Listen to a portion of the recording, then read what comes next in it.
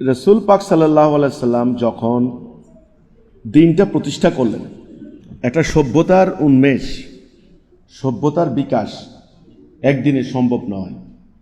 শতাব্দীর পর শতাব্দী ধরে মক্কার ওই সমাজ ব্যবস্থা, ওখানে একটা ট্রাইবাল সিস্টেম ছিল, একটা গোত্রীয় ব্যবস্থা, সেখানে সুসংগঠিত সুশৃঙ্খল কোনো রাষ্ট্র ব্যবস্থা ছিল না, একক কোনো জাতিসত্তা ছিল না, সবাইকে মানার মতো মানানোর মতো কোনো লিখিত সংবিধান ছিল না, কোনো প্রশাসনিক কাঠামো ওইভাবে গড়ে ওঠে নাই, কোনো প্রশিক্ষিত কোনো বাহিনী বা সেনাবাহিনীও তৈরি হয়নি। গোত্র, এক একটা গোত্র যাদের নিয়ম কানুন প্রথা ট্রেডিশন মোতাবেক তারা চলতো, অলিখিত যেটা বংশ পরম্পরায় তাদের চলে আসছে। এই গোত্রগুলিকে একটা জাতিতে পরিণত করলেন রাসূলুল্লাহ। উনি কিন্তু সময় কিন্তু খুব বেশি পান না, উনি সময় পাইছেন মাত্র, ওনার নবুয়তি যদি ধরেন আপনি 23 বছর 13 বছর তো উনি মক্কায় ছিলেন খালি তাওহীদের দাওয়াত দিতে, বাকি পাইছেন 10 বছর। 10 বছরে ওনাকে 78টা যুদ্ধ করতে হয়েছে, কিন্তু একটার পর একটা যুদ্ধ করে উনি আরব সমাজের 12.5 লক্ষ বর্গ মাইল, 13 লক্ষর মতো আরব, এই বিরাট একটা ভূখণ্ডে তিনি দিন প্রতিষ্ঠা করলেন, অর্থাৎ আল্লাহ দেওয়া 70 দিন। তখন মাত্র একটা জাতি তৈরি হয়েছে, জাতির লক্ষ লক্ষ লোক তখন নতুন করে আসছে, যাদের ঈমান আকীদা এখনো সঠিকভাবে ভিত্তির উপর দাঁড়ায় নাই। ওই যে পূর্ববর্তী জাহিলি আচরণ, যে গোত্রে গোত্রে হানাহানি, অমান্য করা, নেতৃত্বের আদেশ না মানা, এই সমস্ত কিন্তু খাসলত অনেকের মধ্যে ছিল কিন্তু। আর এরই মধ্যে যখন রাসূল ইন্তেকাল করলেন, তখন কিন্তু আপনি যে বললেন চার খলিফা না, হযরত আবু বকর কোনো কারো হাতে মারা যাননি, তিনি স্বাভাবিকভাবে ইন্তেকাল করেছেন। তখন হযরত ওমরের আমলে আপনি দেখেন এই দিক দিয়ে রোমান সাম্রাজ্য, রোমানদের ইস্টার্ন প্রভিন্স, পূর্ব অঞ্চলীয় বিরাট এলাকা, বাইজেন্টাইন বলা হয়, অলরেডি মুসলমানদের আন্ডারে চলে আসছে।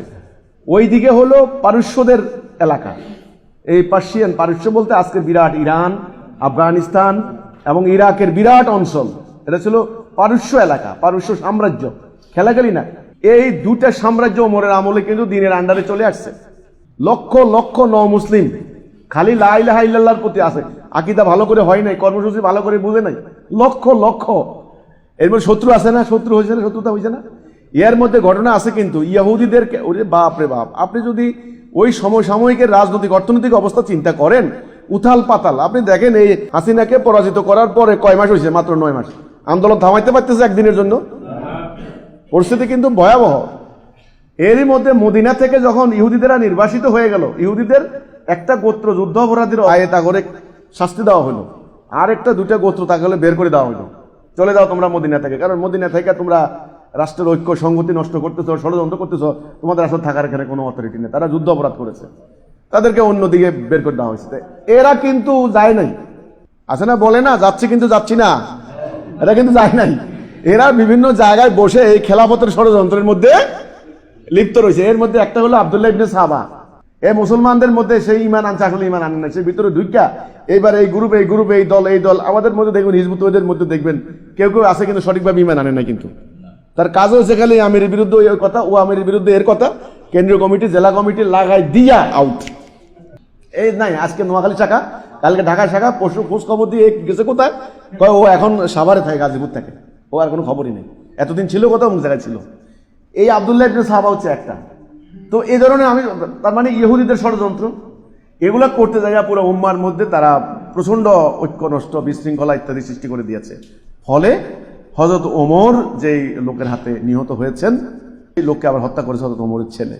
ওইভাবে আমি বলবো যে তারা আসলে ওই মোমেন্ট না, তাদের ওই যে নতুন নতুন পারস্য থেকে বিভিন্ন বন্দিরা আসছে, নতুন নতুন মুসলিম হয়েছে, ওইভাবে তাদের আকীদা ক্লিয়ার হয়নি, 1 নম্বর। 2 নম্বর, পরবর্তীতে যে সংঘর্ষগুলো হয়েছে সেগুলি আমি তো বললামই। 1 নম্বরে নতুন জাতি, নতুন একটা এত বড় বিশাল জাতিসত্তা, রাসূলুল্লাহ চলে গেছেন, তখন তাদের মধ্যে এই যে একটা বিপ্লবের অভিঘাত, বিপ্লব পরবর্তী এই যে সংকটগুলি, একেবারে দুনিয়াবি হিসাব সেটা হয়েছে।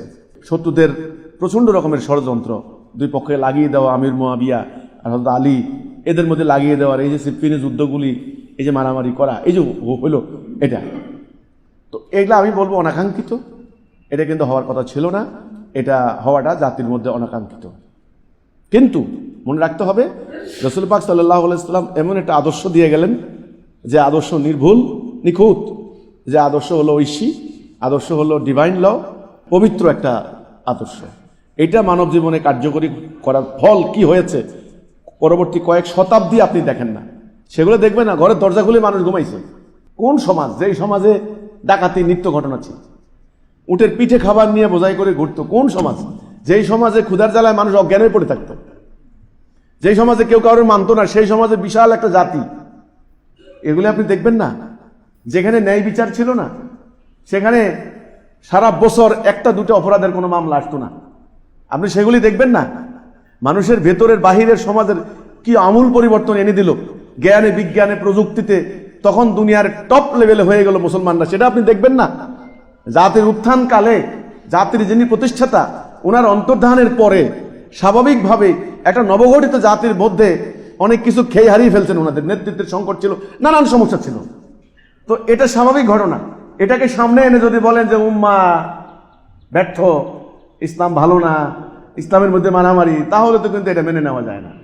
ইসলামের যে আদর্শটা, যে বিধানটা, ওখানে কোনো ভুল নাই, কথাটা বুঝতে হবে। কিন্তু আমি হিজবুত তৌহিদের বেলায় বলি না কেন, হিজবুত তৌহিদ যে সত্য নিয়ে দাঁড়িয়েছে এটা হক সত্য। কিন্তু এখন সামনের দিকে যখন আপনাদের আন্দোলন বিস্তার লাভ করবে, হাজার হাজার মানুষ আসবে, আর আপনারা যারা প্রথম দিক থেকে আন্দোলন করতেছেন, এদের আকীদা আর আপনাদের আকীদা সমান হবে না। সামান্য একটা মিটিংয়ে নিয়ে যাবেন, মিটিংয়ের মধ্যে পাউরুটি ছোট কেন এটার জন্য মারামারি লাগতে পারে, অথচ আপনারা সারাদিন না খেয়েও ছিলেন, কোনো কথা বলেন না। হ্যাঁ, কথা হলো একটা পাউরুটি দিলেন, এটা ছোট কেন, আর ওটা বড়, আমারটা ছোট কেন, এটা নিয়ে মারামারি। কলা আমারটা কই, আমার ভাগে কলা কই। পরবর্তীতে কিন্তু এই সমস্যাগুলো হয়েছে, মনে রাখতে হবে। কিন্তু এগুলা যে কোনো বিপ্লব পরবর্তী ঘটনা অস্বাভাবিক নয়, স্বাভাবিক। হযরত ওমরকে হত্যা করছে, আপনি ওমরের মতো রাষ্ট্রনায়ক আপনি ভাবেন, অর্ধ দুনিয়া যিনি, তিনি খেজুর গাছের নিচে ঘুমায়, এরকম ঘুমাইতে কোনছে কোনো প্রেসিডেন্ট একদিন বাঁচবে কিনা? একদিন। উনি তো 10 বছর খেলাফত চালাইছেন, 10 বছর। মরুভূমিতে উট টাইনে নিয়ে গেছেন ওনার কর্মচারী অর্ধেক, উনি অর্ধেক রাস্তা গেছেন, কোনো সিকিউরিটি নাই, কোনো বডিগার্ড নাই। এই যুগে আইসা আপনি ওমর ওয়াজ কিল্ড বলে ফেললেন। আমেরিকা একবার ওই যে টুইন টাওয়ারে হামলা হইলো, আমেরিকার প্রেসিডেন্ট আকাশে উঠে গেছে গা। ওদের বিমান, স্পেশাল বিমান এয়ারফোর্স 1, ওটা শুধু ওই প্রেসিডেন্টকে পালানোর জন্য ওরা রাখছে, খালি স্ট্যান্ড বাই সবসময় রাখে। যখনই শুনছে পেনসিলভেনিয়া হামলা হয়েছে, নিউ ইয়র্কে হামলা হয়েছে, প্রেসিডেন্টকে নিয়ে এয়ারফোর্স 1 আকাশে উঠে গেছে। আপনারা বলতেছেন যে ওমরকে হত্যা করছে, ওমর এই উম্মার ভিতরেই ছিলেন, খেজুর গাছের নিচে ঘুমাইতেন। বিদেশি রাষ্ট্রদূত আসছে দেখা করার জন্য রাজার রাজ দরবার থেকে, যে বলছে তোমাদের খলিফার সাথে কথা বলতে হবে। গেছে মসজিদে, দেখেন উনি তো মসজিদে থাকে, এটা মসজিদে নববী, মসজিদে নববীতে যাই নাই, কি ব্যাপার আছে কোথাও দেখলাম, কোথাও গাছের নিচে কোথাও রেস্ট করতেছে। দেখেন কি বলে রে, যার দাপট, যার হুকুম, রোমান সাম্রাজ্য, পারস্য সাম্রাজ্য কাঁপে, সম্রাটের কোনো ইয়ে নাই, গদি নাই, গদি উল্টে গেছে যার হুকুমে, এবেলে গাছের নিচে ঘুমাইতে আছে। তো ওনাদের কোনো সিকিউরিটি সিস্টেম ছিল না, বডিগার্ড ছিল না, কোনো সেনাবাহিনী, নিজেকে পাহারা দেওয়ার সেনাবাহিনী ছিল না। ওই অবস্থা 10 বছর রাষ্ট্র চালাই গেছেন, ওটা দেখবেন না আপনি। এখন তারা সমাজতন্ত্র কায়েম করেছে, সমাজতন্ত্র, ব্যাম্বু কার্টেন, আয়রন কার্টেন চীনে, মাওবাদী সমাজতন্ত্র, আর কার্ল মার্ক্সের সমাজতন্ত্র রাশিয়া। সমাজতন্ত্র কায়েম হয়েছে দুনিয়াতে, প্রায় 60টা রাষ্ট্রে কায়েম হয়ে গেছিল। তারা বলেছে সমাজতন্ত্র এমন আদর্শ, প্যারাডাইজ, স্বর্গ কায়েম হয়েছে, কেউ খাবে কেউ খাবে না, তা হবে না, তা হবে না, এক হয়ে গেছে মানুষ, সাম্য কায়েম, সাম্যবাদ। আমাদের দেশে দল আছে সাম্যবাদী দল, সাম্যবাদী দল আছে না, সাম্য সমতা কায়েম করছে তারা। আচ্ছা, ভালো কথা করছো, তাহলে ব্যাম্বু কার্টেন, আয়রন কার্টেন দিলা কেন? এমন ভাবে সিস্টেম করে রাখছে তথ্য যেন বাইরে না যায়। তো স্বর্গ কায়েম করলে স্বর্গ থেকে পালানোর জন্য মানুষ নৌকায় করে পুলিশের গুলি খেয়ে সীমানা কাঁটাতারের বেড়া পেরিয়ে বাকি বিশ্বে পালালো কেন?